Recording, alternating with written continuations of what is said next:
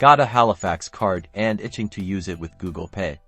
Let's breeze through the verification process in under 2 minutes. First, fire up your Google Pay app on your Android phone. If you haven't already added your Halifax card, now's the time to do it.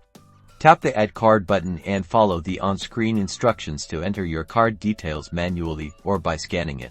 Once your card is added, you'll probably see a verification required message. Don't panic, just tap on that card. You'll be presented with a couple of verification options. Usually, the easiest is to verify via SMS text message. Select this option. A small charge might appear on your Halifax statement. This is to verify the card and will be refunded. Halifax will send a text message to your registered mobile number with a verification code. Keep an eye on your messages. Now, go back to the Google Pay app and carefully enter the verification code you received in the text message.